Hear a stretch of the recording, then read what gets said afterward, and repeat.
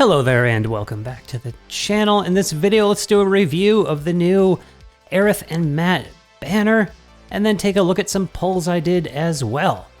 Alright, so they're both coming in looking really cool with these two new costumes here, and we have some very powerful weapons to look at. Let's take a look, and then by the end, maybe you can decide whether you should pull or not. So first of all, the Prism Rod. We have a top tier single target wind DPS magic based weapon with this is the base level, and then the full potential goes to 800%, and that is on par with Sephiroth's Ice Sword that just released. Those two are neck and neck with as being the highest damage multiplier in the game. So very powerful, and you might say like, well, we don't really have a use for this yet, but it's very likely that if we're getting this now, that there's a wind weak boss coming, and if they really want to do us dirty, it might even resist physical damage, but we just don't know yet. So this might be a situation where you're just wishing you had it, but we don't know. Okay, and then the Prism Dress. Magic attack 5 points and wind damage 10. So of course, it looks great, of course, but you're really only going to want this to really min-max when you want to use her as a wind DPS.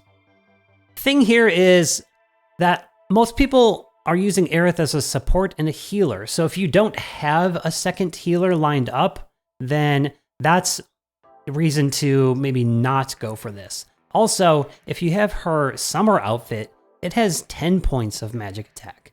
So more general, generic attack, if you already have that, you know, maybe you can skip this one.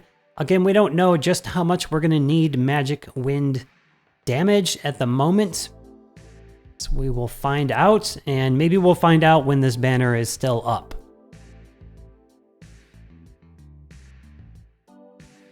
All right, the Killer Hornet, we've been hearing about this one for a while because of the beta testers. Talked about this, and yep, so 380 damage multiplier at base level here, and these passives are busted, man. Physical attack and boost physical ability potency.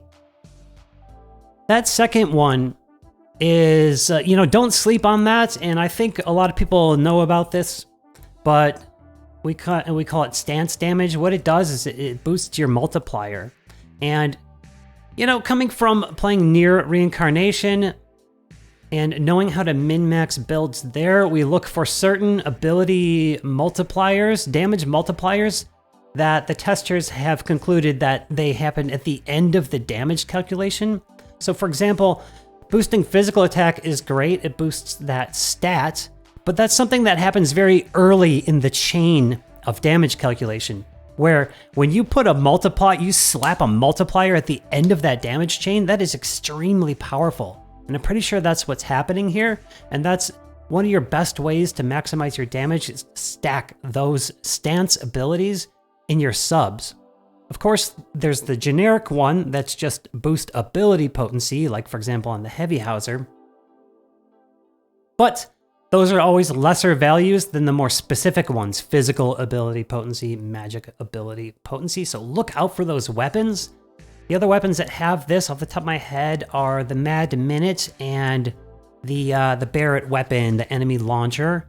And there could be more that I'm not thinking off the top of my head. And of course, you want to just put them in the subs, keep an eye on your R abilities, make sure that you're hitting the benchmark and not kind of like running up into the middle of it. Sometimes you can sacrifice one of them. And then, of course, element potency is another great one to look for that does a similar thing.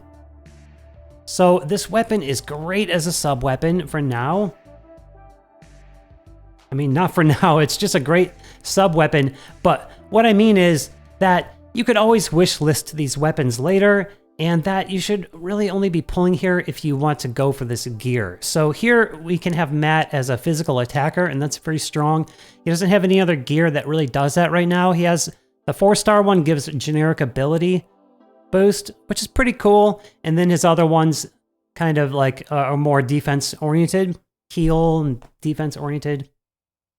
So you got to ask yourself, do you really need the gear And especially with more like Halloween banners coming up, or maybe characters that you're holding out for. If you're a spender, I think it's going to be okay to pull here to kind of get the weapon you want, maybe one of the gear, but free to play, not so sure. So speaking of the wish list, here's my updated wish list and why I chose the 5 weapons I did. First one is the edged wings, because any top tier DPS weapon that you already have, you want to keep pouring into that to get your overboosts, ideally up to 6, and that really makes a huge difference in your damage and in your ability to perform in the game and clear that super hard content and get those really important benchmarks. Like for example, clearing very hard of a summon quest and being able to unlock that better limit break, the summon limit break. So that's why I have the edged wings. Now, I talked about the stance sub a moment ago. You see here, I don't have the Mad Minute yet. And this would be a great addition to my account because my only other magic attack down max potency high weapon is on Tifa, and my Tifa is just not leveled yet, and my Lucia is. I guess my Tifa will be leveled at some point, but this thing has that busted sub as well, and I just really want this weapon, so I threw it in there.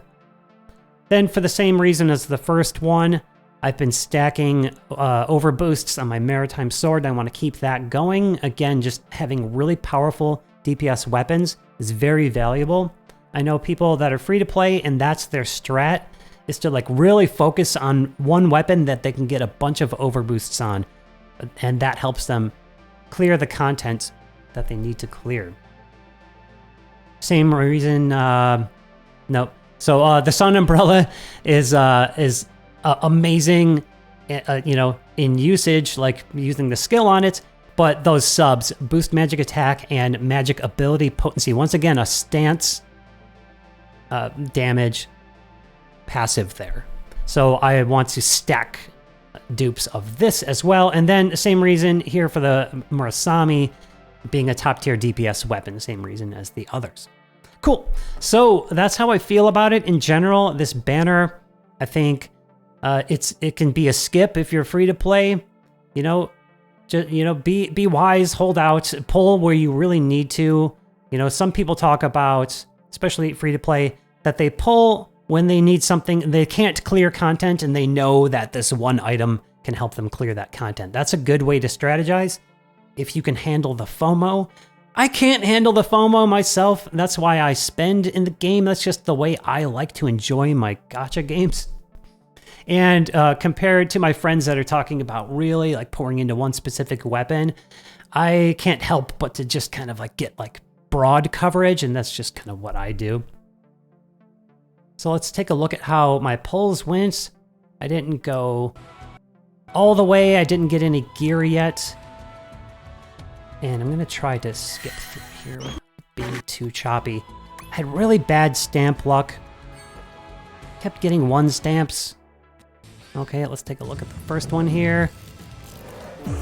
And this guy is glowing. That looks like a good sign. And then we're gonna have the nice counter.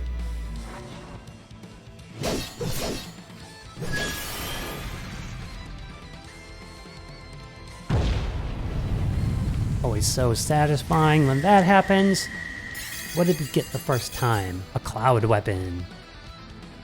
And I had just gotten a few other dupes of the Maritime Sword. Got it to all 5 red stars, and then this one means I get my first white star, pink star, whatever you call it. So that is awesome. My water damage is going to be ridiculous now.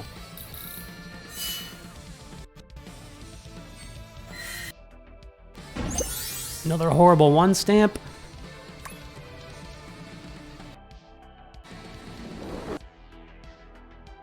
Yes, I like to watch the animations, but this one didn't go well. And in fact, I think this is the one that is just as bad as it gets. Watch this. Oh, that hurts. Had to screenshot that one because I think that's the only time that's ever happened to me. Other games guarantee at least like there would be at least one 4-star in it, but I guess this game doesn't do that. All right, another 1 stamp. Pain, so much pain. So don't worry, it happens to me too. It is just RNG, and RNG evens itself out over so many pulls. You know, you might get like 3 in 1 and 0 in 3. Okay, another bad one.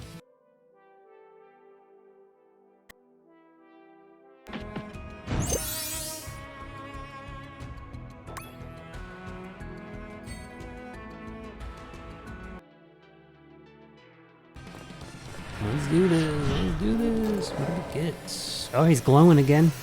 Got a nice counter animation here.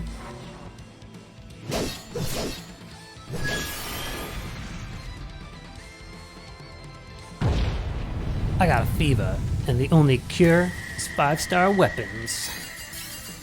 Gonna need more 5-star weapons. Aerith! Oh, we know she has a featured weapon. What could it be? Of course, I'm acting surprised because this was reported earlier. But bear with me. Boom! There's that princess dress, and it looks so cool when she spins. The animations look really good. There it is. So I got my wind DPS weapon. It's, you know, it's base level, but hey, at least I can fill that niche now. And like I said, I can run Matt as a healer. So Aerith can double as a DPS. And that's cool. Of course, I have her leveled already, so it's nice to just have more of a kit for the characters you've already leveled. Actually, Aerith and Matt were 2 of my first 3. So this banner was appealing to me for that reason. All right, finally a 2 stamp so I could clear out the pity weapon in 5 pulls. You know, could be worse.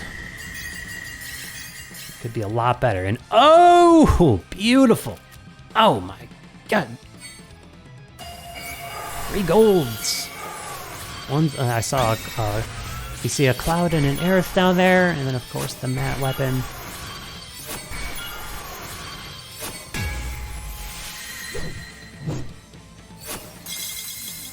And there it is. Now I have 2 pink stars on that thing. It's gonna be so powerful. Yes! And then yes, another umbrella. And I don't know exactly where I'm at with OBs on that, but very cool. And then of course, the Hornets. So good to have that copy. It's gonna be great for subs. I'm not so sure I'm gonna run him as a physical attacker just yet. So I'm still thinking about if I want to pull the gear or not for either of them.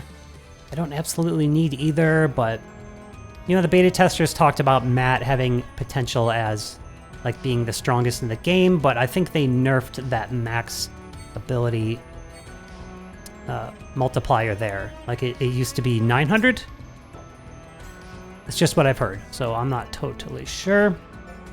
In any case, those are my thoughts here. If you're pulling, the best of luck, and let me know how it went for you in the comments, and also what you think of this banner. Let me know what your thoughts are. And as always, if you like what you see here, throw a like and a sub on it and share it with your friends. We're almost gonna hit 1,000 subs, so I appreciate the support so much, and I will see you in the next one.